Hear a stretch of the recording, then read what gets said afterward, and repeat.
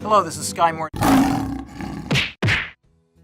This segment is on delivery, and in particular I want to brace you, if you're the film producer, for what to be prepared for when the time comes to deliver the film. You're going to be asked for two basic things. One is documentary delivery, and the second is the film print delivery. So let's do documentary delivery first. You're going to be asked for a number of documents. One is often called a certificate of origin, simply says where the film was produced. Many foreign countries require that.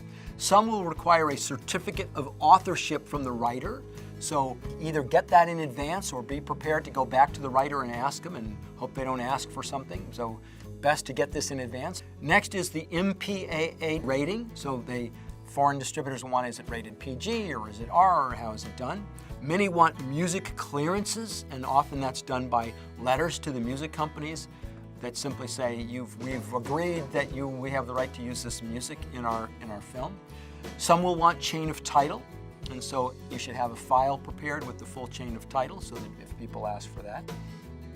Some will want credit obligations. What are their credit obligations, both in the film and in advertising? And you should have that ready.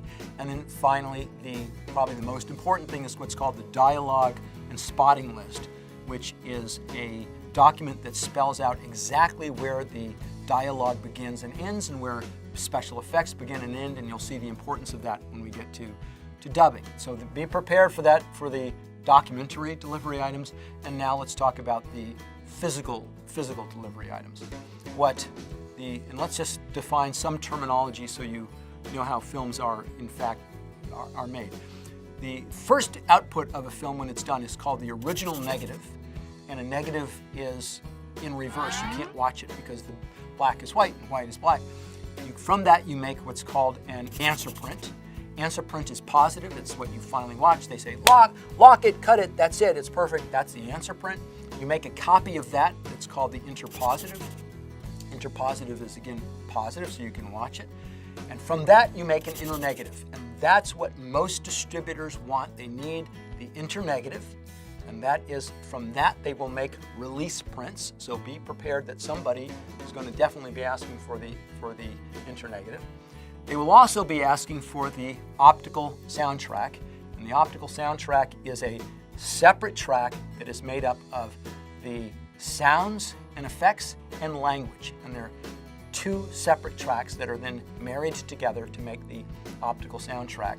But the distributors will want the separate sound and effects track, and they will want the separate language track because they're going to, in the local language, drop the language track, create their own language track, which they will do using the dialogue and spotting list that I discussed earlier, and they will create their own optical soundtrack then, marry that with the internegative, and they will make from that release prints, and then they will make digital masters for video on demand, and for TV.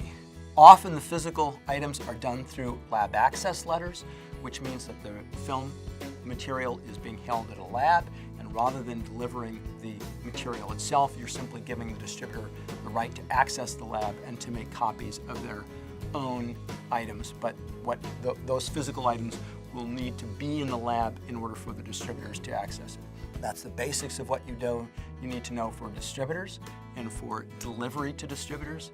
This is Sky Moore signing out on this segment. Hope you join me for the next one.